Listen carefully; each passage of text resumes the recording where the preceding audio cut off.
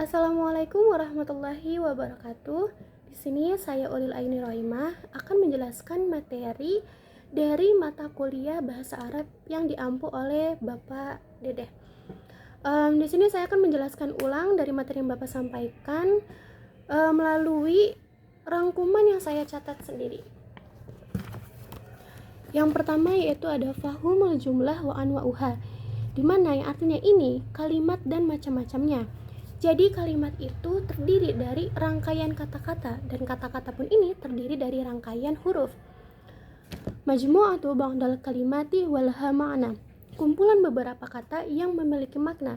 Jadi jika ingin dianggap sebagai jumlatul mufidah, itu ada dua syarat. Yang pertama yaitu terdiri dari kata-kata, dan yang kedua memiliki makna.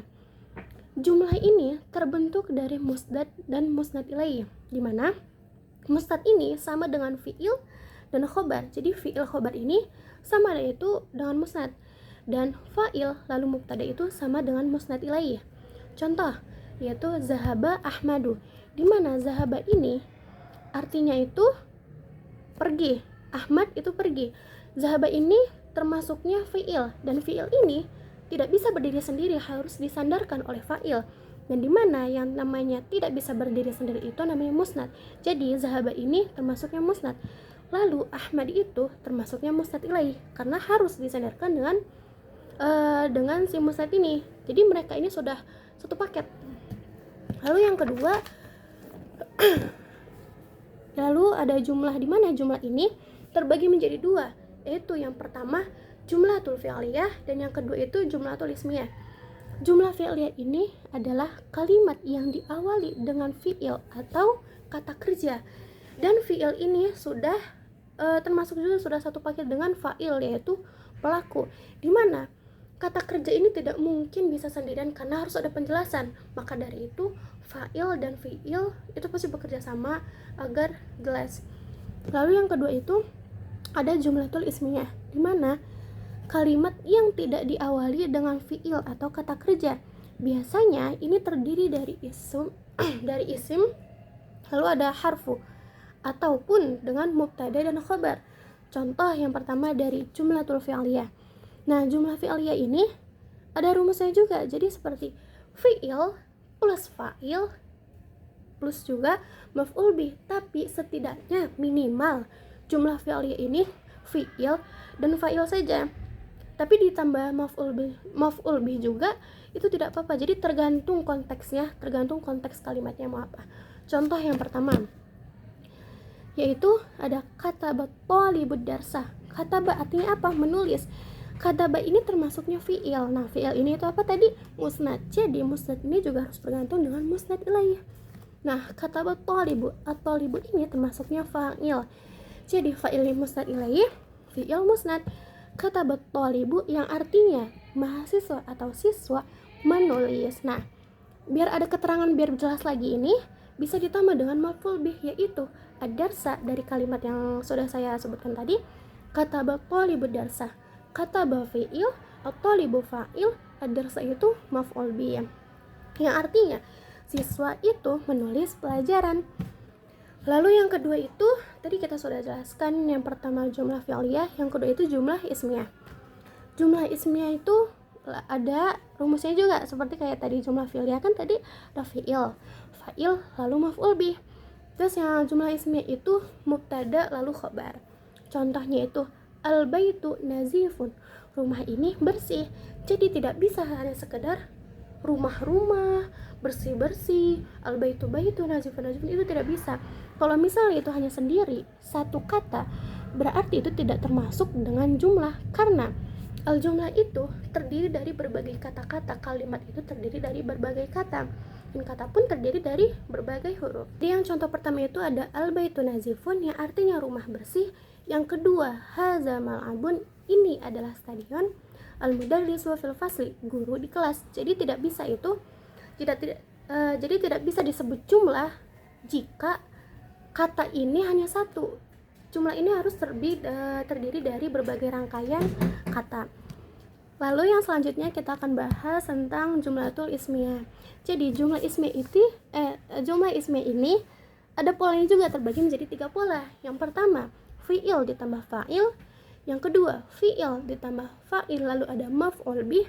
Dan yang ketiga, fi'il lalu ditambah naibul fa'il.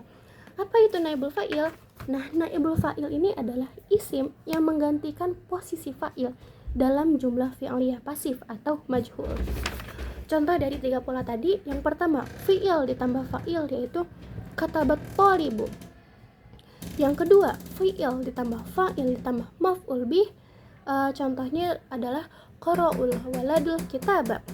Yang terakhir adalah fi'il ditambah naibul fa'il. Contohnya itu duribal waladu. Oke, tadi kita sudah menjelaskan tentang 3 pola fi'liyah tadi. Lalu saya akan menjelaskan tentang fi'il. Apa itu fi'il?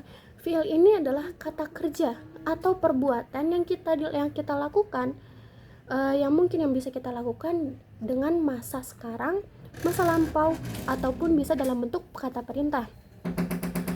Dan macam-macam fi'il ini ada 3, fi'il madi, fi'il mudhari, dan fi'il amr. Fi'il madi ini yang digunakan untuk masa lampau yang sudah terjadi, dan mudhari ini yang sedang dilakukan, lalu amr ini untuk perintah. Lalu fi'il madi ini contohnya kataba, untuk fi'il mudhari yaktubu, untuk fi'il amr uktub. Jadi fi'il madi kataba itu sedang menulis. Kalau fi'il madi itu kataba itu sudah menulis. Untuk fi'il mudhari itu yaktubu sedang menulis, dia sedang menulis. Lalu fi'il amr uktub artinya tulislah. Lalu selanjutnya di sini saya akan menjelaskan tentang fa'il. Jadi yang seperti sudah saya jelaskan tadi, jumlah itu harus ada fa'il, minimal ada fi'il dan fa'il, lalu ada maf'ul bih.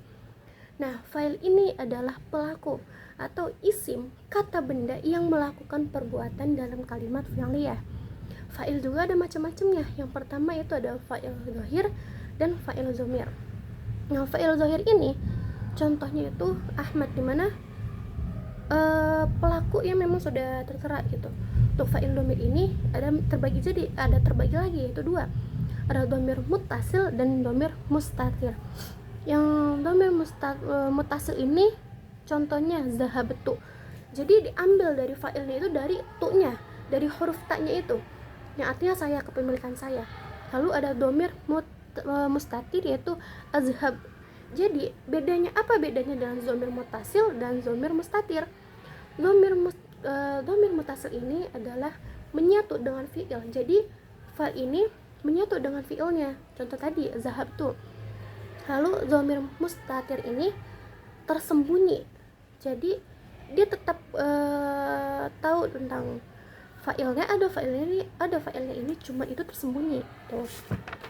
Lalu selanjutnya ada definisi maf'ul bih. Maf'ul bih ini kalau dalam bahasa Indonesia itu artinya objek, dimana kalau ada fi'il fa'il ini, untuk lebih menjelaskannya lagi itu ditambah dengan maf'ul bih. Objek dalam kalimat fi'liyah yaitu isim yang terkena dalam perbuatan fi'il dan biasanya dibaca dengan nasab atau ditandai dengan harokat fathah. Nah, macam-macam maf'ul bih itu sama seperti kayak contoh yang sudah saya jelaskan tadi, seperti katabat thalibud darsa. Maf'ul bihnya yang mana? Yang ad-darsa. Lalu misal al-mudarrisu fil fasli, maf'ul bihnya itu ada al-fasli, itu artinya kelas. Nah, yang terakhir itu adalah definisi naibul fa'il dan contohnya. Seperti yang saya sudah jelaskan tadi, naibul fa'il ini adalah isim yang menggantikan posisi fa'il dalam jumlah fi'liyah pasif atau majhul.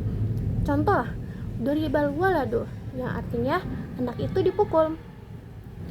Oke, baik, terima kasih untuk Bapak Dede yang sudah menjelaskan materinya hingga saya mengerti tentang materi ini. Sekian dari saya. Assalamualaikum warahmatullahi wabarakatuh.